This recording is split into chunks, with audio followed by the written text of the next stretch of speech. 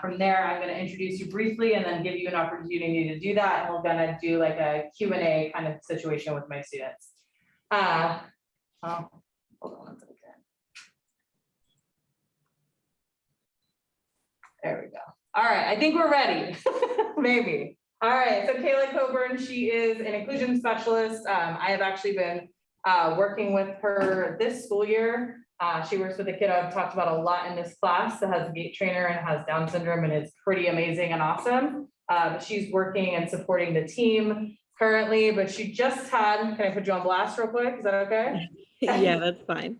She just had a baby boy, so she's been taking some time off to do that, but in the next couple like months, right? When are you coming back? I don't even know. I actually have already gone to a meeting last week too. So I have very poor boundaries sometimes, but I just want to get back to work. It's so hard sitting and feeding all the time. So I'm happy to be here. I hear you. Yeah, it's hard to not be busy as well. I think it's hard because you were a very busy lady, and then just kind of switching back to mom mode is kind of hard sometimes, right? So yes. But Kayla is pretty amazing. So she does have a moderate to severe credential, and she was a teacher for how many years were you teaching, Kayla? 5 years. 5 years. Yeah. And now she has this really amazing platform called Inclusion Starts Now. I'm actually going to show them your Instagram when we're done here to kind of get you some more followers, but also to kind of show them what you're about and how you are spreading the word of inclusion. So in general, Kayla's a pretty amazing lady. So I'm going to let her kind of talk to you about her process and why she's doing what she's doing now. So go for it, Kayla. Okay. Your sound just went off for like a second because it connected to my AirPods randomly. So am I just giving an introduction on myself and talking about inclusion too? Exactly. Yep. Okay. Do I have like a time frame you want me to talk for? No, go for it. Just you do you, and then we'll open it up to questions. Okay. So I'm Kayla. Yes, just had my second child. So my vocabulary is still coming back very slowly. So sometimes I might just pause for a really long time. And I like to make it a game of if you can figure out what I'm trying to say, you can just yell it out. Because it just, takes a while for that brain to start working again. So inclusion. So first I started as, well, I guess let's see how to even begin this whole story.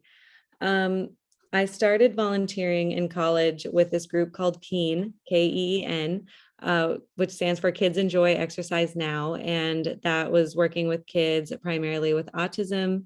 And it was just sports like basketball, soccer, and then once a month we got to do swimming.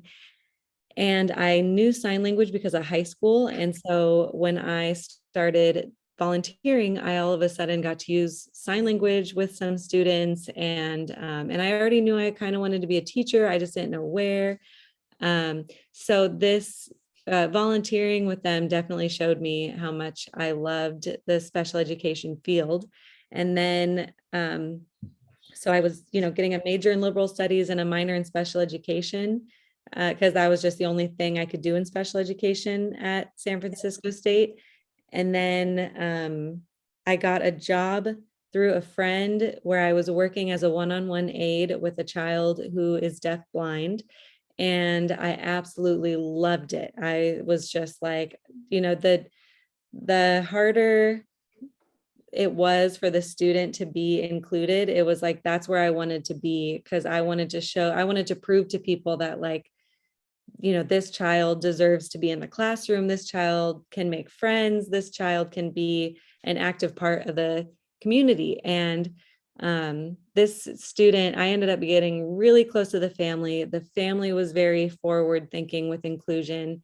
And I just really got so into it there. So then when I became a teacher, I was like, okay, how are we going to do inclusion? And this is while I was in grad school, getting my moderate severe teaching credential, which is now extensive support needs teaching credential.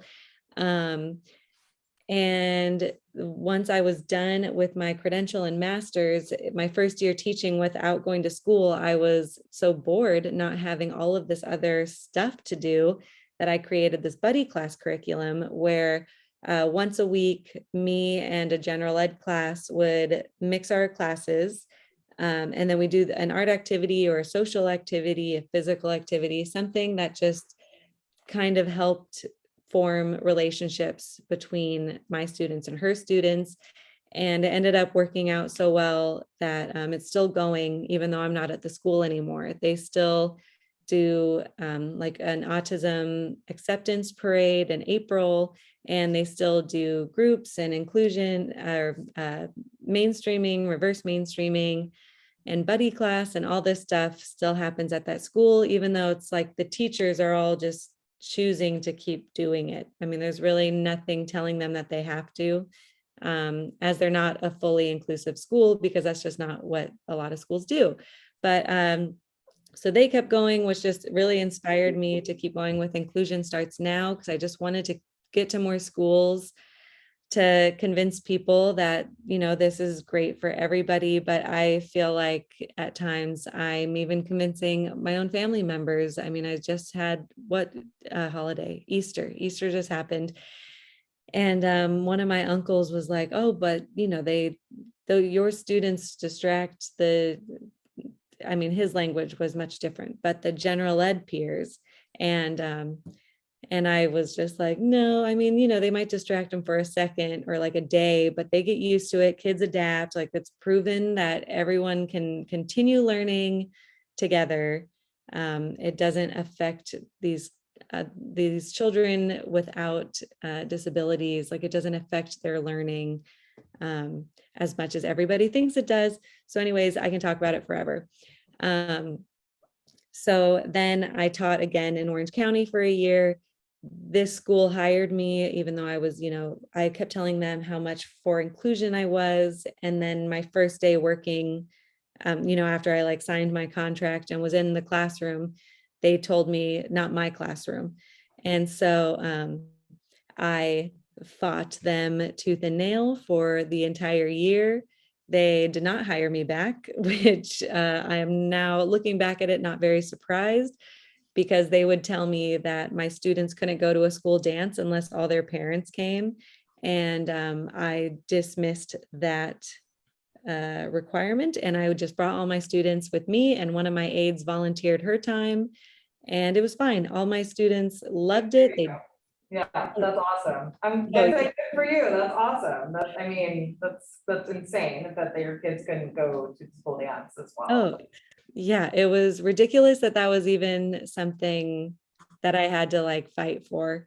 And then like one time my student had a behavior and hit an aide, and he got suspended, and I like freaked out. I'm like, why would you suspend him? Like, there was no conversation. I wasn't involved. Like, this aide isn't even an aide in our classroom who's trained with this student. Like, it was a whole mess.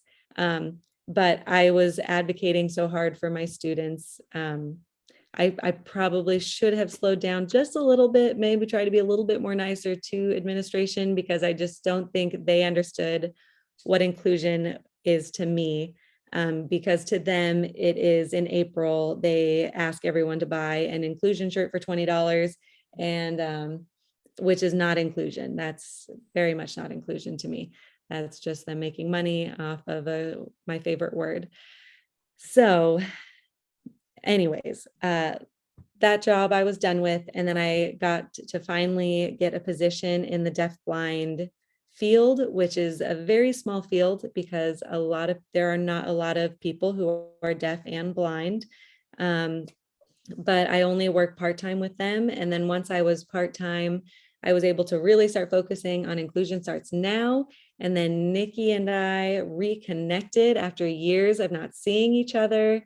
And I am just so happy that we've been able to work together with other people who want inclusion to happen, because it's so great. But it is much harder when you are one person trying to do it and convince everybody on how awesome it is.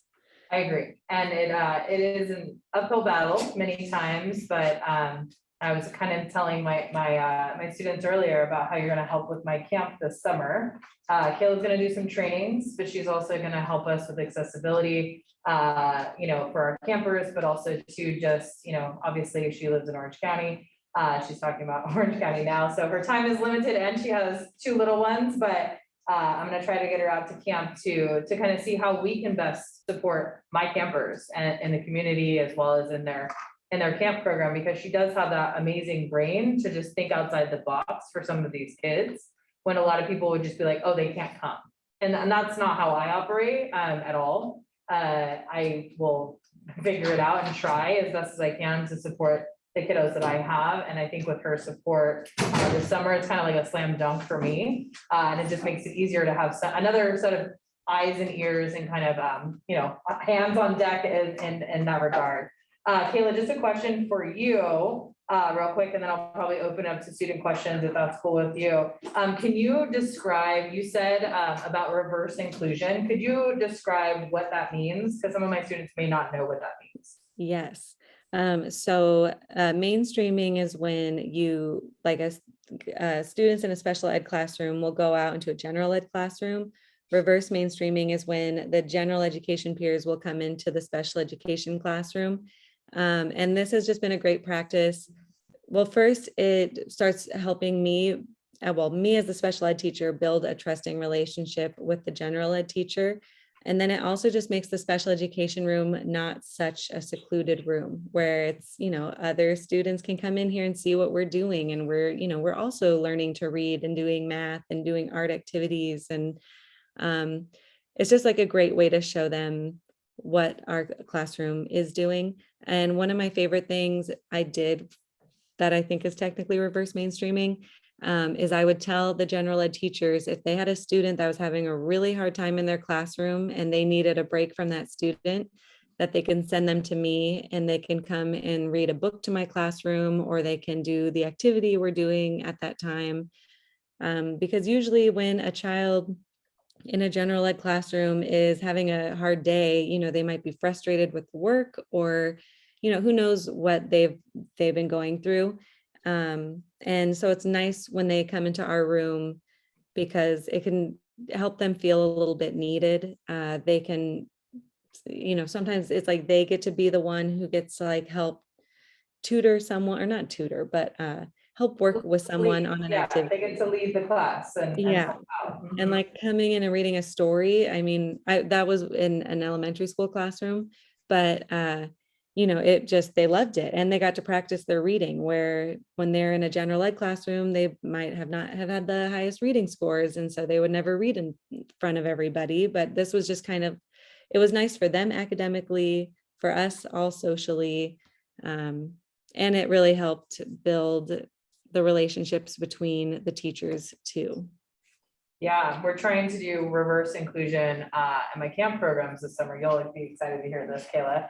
I have some older, like young adults that are on the autism spectrum that might be volunteering or might actually be hired on to work and mentor some of the younger children. So it's kind of another way to do reverse inclusion as well, is to have that more inclusive atmosphere, as well as giving, get a job basically this summer or volunteer position. So there's lots of different ways that we can be creative. And I think that that's what drew me to Kayla as I was seeing her kind of her platform, like I'll show you guys on Instagram, is just watching her process with Inclusion Starts Now and just seeing, yes, this is like what I would like to do with my businesses, and just having this mindset of inclusive spaces for all differences. Like, yes, of course, children with disabilities or all different abilities, let's put it that way, right? But also to diversity, as well as equity and inclusion and all of those things, and access too. That's a big portion of what we're talking about too, is access to services, access to the community. And that's exactly what we're going to be doing this summer, which is pretty cool. So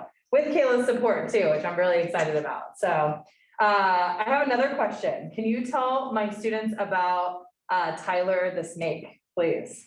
Oh yeah. So Tyler the Snake is a book that I wrote this last year, that I self-published on Amazon. Do not buy, if you do go and look for it, don't buy the Kindle version because it's messed up and I'm trying to figure it out, but Amazon is a little hard to work with, especially when you are a self-publisher and you just had a baby a month ago. It's a little hard to really keep the emails going with them. but yes, Tyler the Snake is about a snake who is deafblind, and it's also, I think, a pretty good example of like an ability awareness kind of activity, or like an all about me book, which are things that kids with disabilities might use to explain their situation to people who have never met someone with a disability, who might communicate differently or might access the world differently. And especially because I've worked with people in the deafblind world so often, there's not a lot of representation for people who are deafblind out there.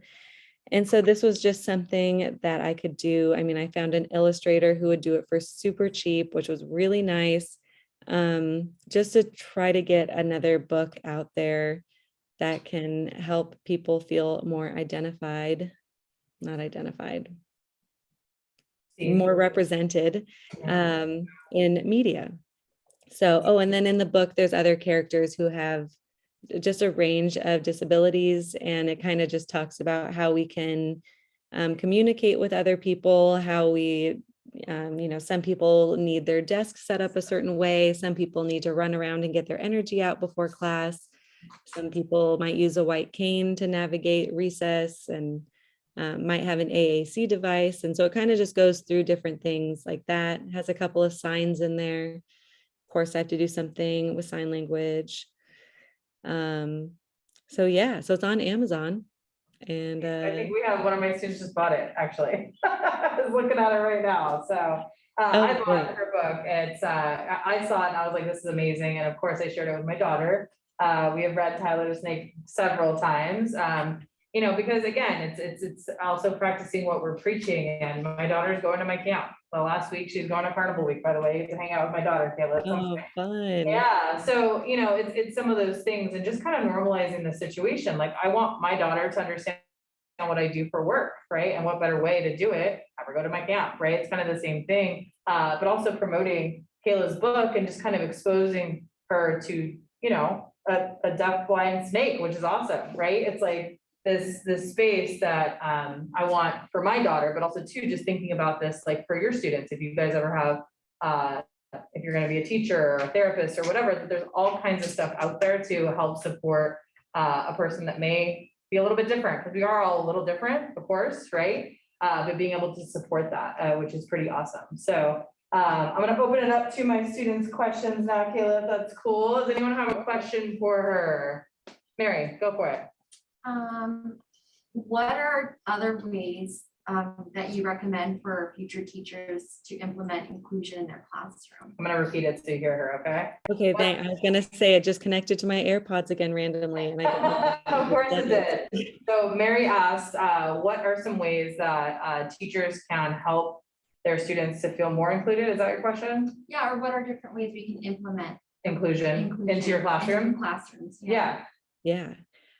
So what I've learned is definitely go at the pace of the school. Don't just force inclusion on them, because that definitely did not work for me at my last school. But definitely ways of, like mainstreaming and reverse mainstreaming, I feel like are kind of the beginning parts of, getting your students in other classrooms and other students in your classroom. But also starting, let me start from the beginning. It should be an ability awareness. So before mainstreaming or getting students in other classrooms, especially with a school who has never done it before, ability awareness activities could be really beneficial.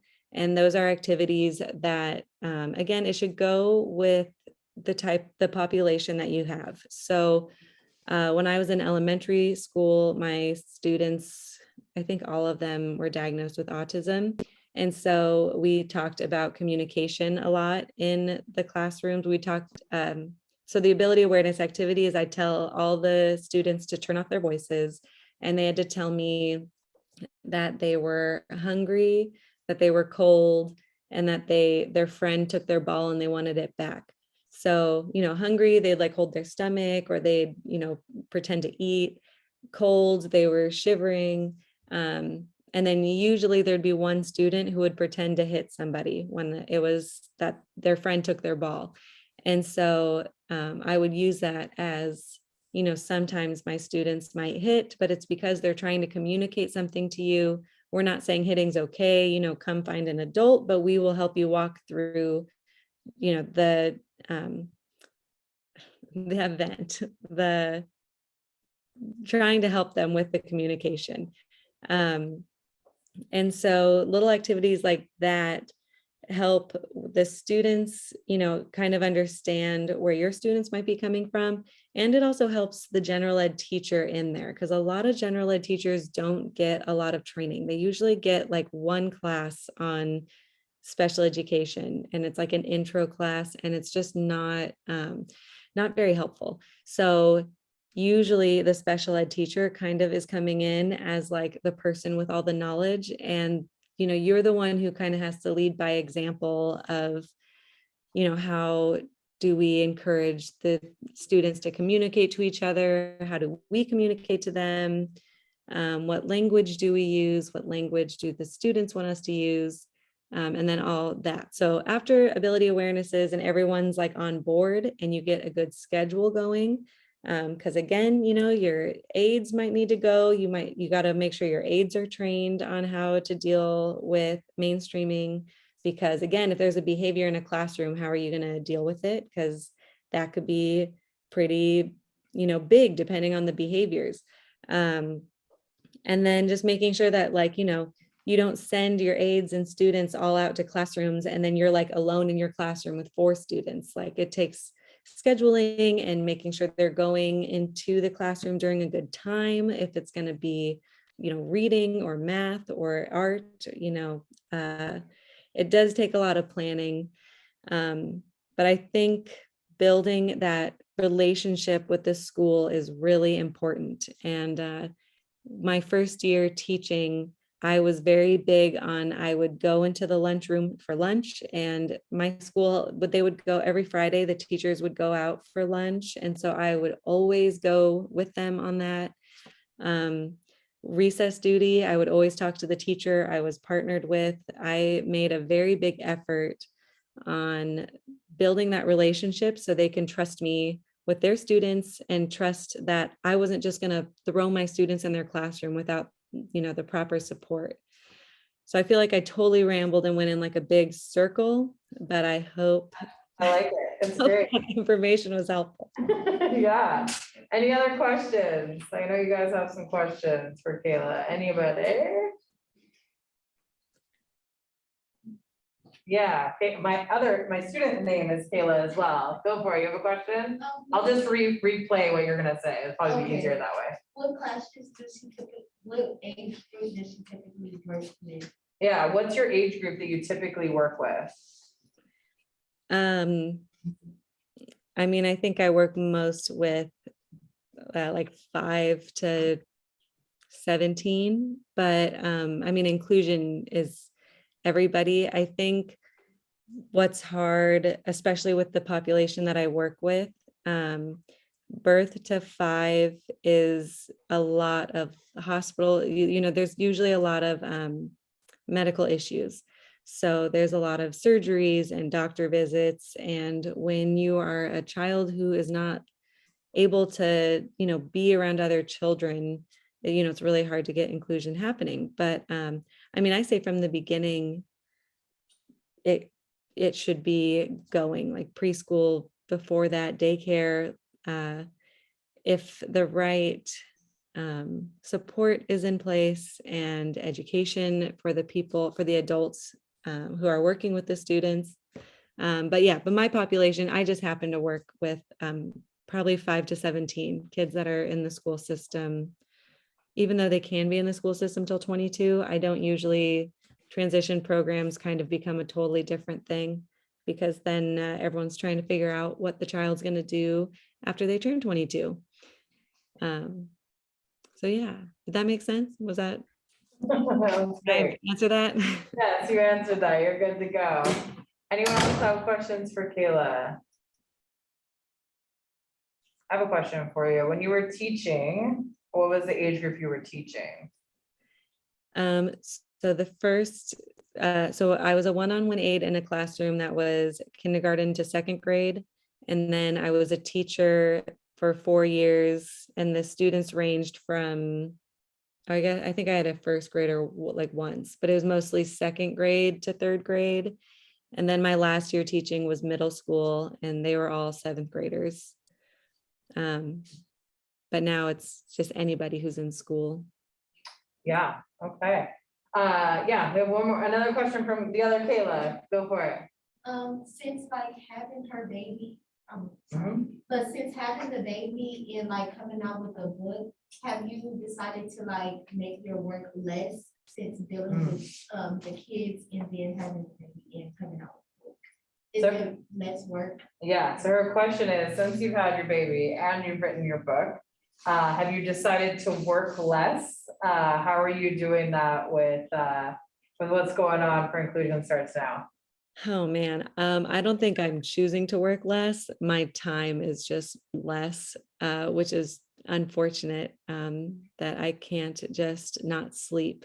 That would be really beneficial for me to just work as much as I wanted to.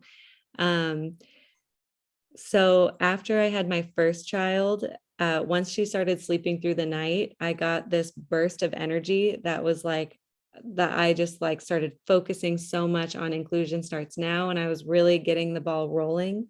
And then I got pregnant again, and then I got super tired, and it was very hard to do anything.